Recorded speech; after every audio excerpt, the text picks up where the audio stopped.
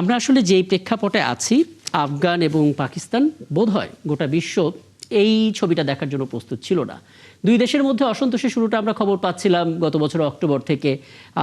আফগান থেকে অনেক suicide squad তারা পাকিস্তানে ঢুকছে, বিভিন্ন জায়গায় বোমা ফাটাচ্ছে, এবং এটাও শোনা যাচ্ছিল যে তেহরিকি তালেবান টিটিপি তাদের সঙ্গে আফগান তালেবানের একটা মনস্তাত্ত্বিক স্নায়ু লড়াই হচ্ছিল। পরবর্তীতে ইসলামিক স্টেট খোরাসান প্রভিন্সের সঙ্গে টিটিপির একটা যোগসাযোগ হয়ে যেতে পারে, পুরাতন বন্ধুত্ব জেগে উঠতে পারে, এরকম একটা শঙ্কা হচ্ছিল। তার মাঝখানে এই ঘটনা ঘটলো।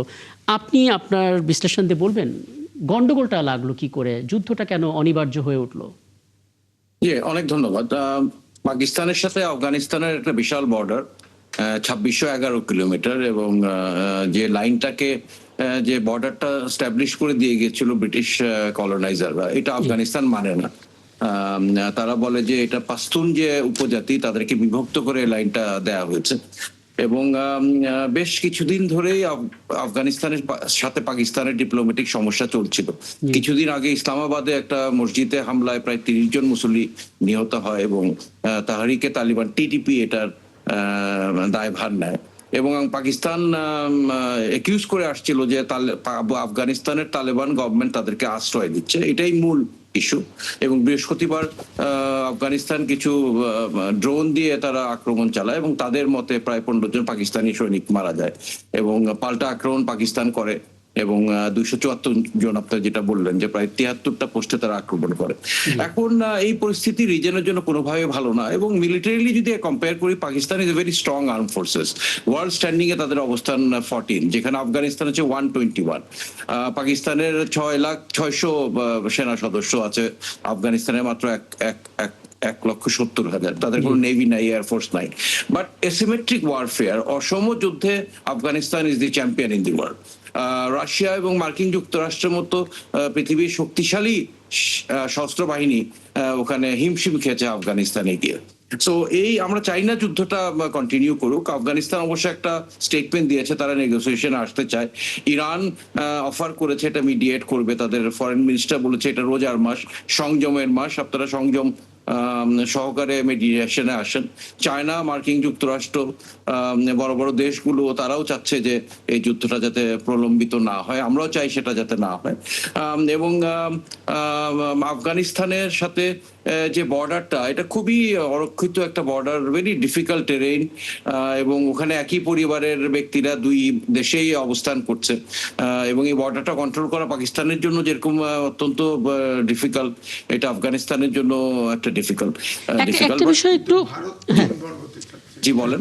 হ্যাঁ, ভারতের বক্তব্যটা, জয়সওয়ালের বক্তব্যটা নিশ্চয়ই আপনার চোখে পড়েছে।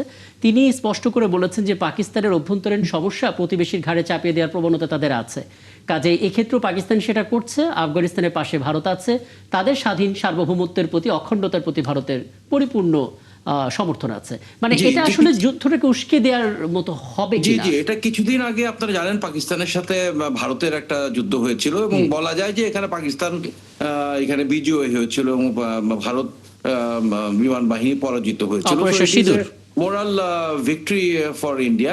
বাট এই আক্রমণের একটা বিশেষ দিক হচ্ছে, এর আগে পাকিস্তানি সশস্ত্র বাহিনী শুধু তাহরিকে তালেবানকে টার্গেট করেছিল আফগানিস্তানের বিরুদ্ধে, বাট এইবার আক্রমণে আমরা দেখলাম যে আফগানিস্তানের তালেবান সরকারের যে ফ্যাসিলিটিস গুলো সেটার উপর আক্রমণ করেছে Pakistan. So this is significantly different, এবং এটা যদিও পাকিস্তানের একটা অনেক শক্তিশালী সশস্ত্র বাহিনী, বাট আফগানিরা কিন্তু অত্যন্ত প্রাউড একটা নেশন, এবং তারা এই গেরিলা ওয়ারফেয়ারে দে আর মাস্টার্স।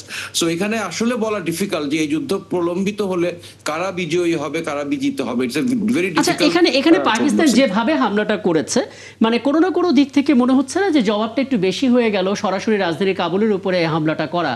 কারণ যেভাবে আসলে আফগান আসছিল সেই জায়গা থেকে আসলে পাকিস্তানের সুযোগ ছিল আলোচনার জায়গাটা তৈরি করা, এটা আসলে আন্তর্জাতিক বিশ্লেষকরা বলছেন। আপনার অবজারভেশনটা আসলে কি? আমার অবজারভেশন হচ্ছে পাকিস্তান এমন একটা স্ট্যান্স নিয়েছে যাতে আফগানিস্তান পরবর্তীতে আর সাহস না পায়, এবং এই প্রাথমিকভাবে এই প্রবলেমটা কিন্তু শুরু করেছে আফগানিস্তান। তারাই প্রথমে ড্রোন দিয়ে আক্রমণ করেছে পাকিস্তানের পোস্টগুলোতে। তারা প্রাথমিকভাবে দে ইনিশিয়েটেড দি স্কারমিশেস, এবং পরবর্তীতে জবাব দিয়েছে পাকিস্তান। ইউর রাইট, আমিও আপনার সাথে একমত যে আসলে রিয়াকশনটা একটু বেশি বেশি ছিল।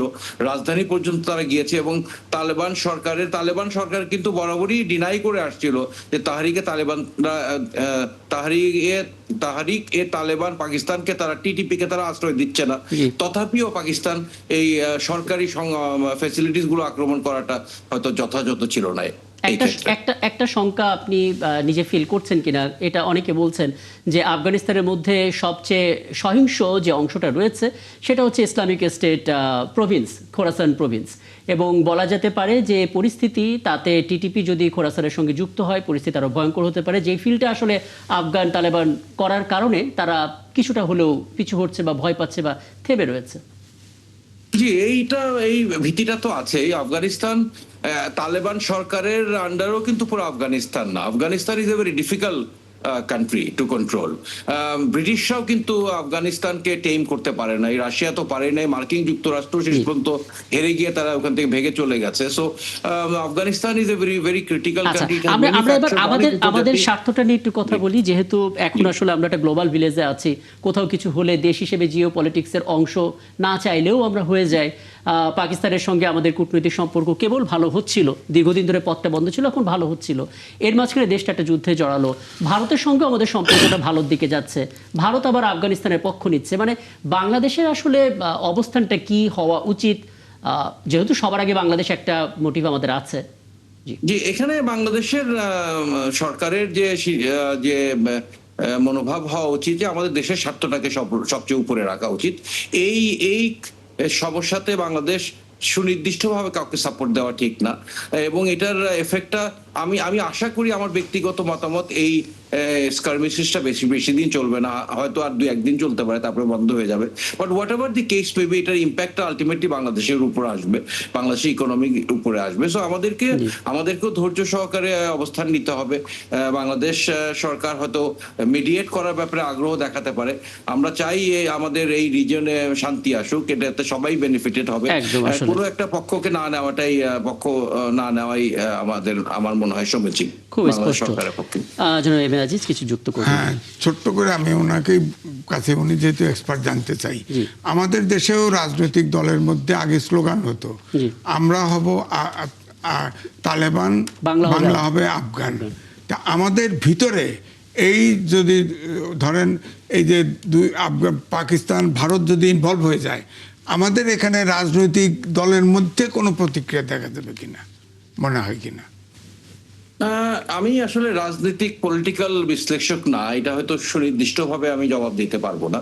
বাট আমার ব্যক্তিগত মত হচ্ছে যে এই ক্ষেত্রে আমাদেরকে একটা নিউট্রাল অবস্থানে থাকা প্রয়োজন।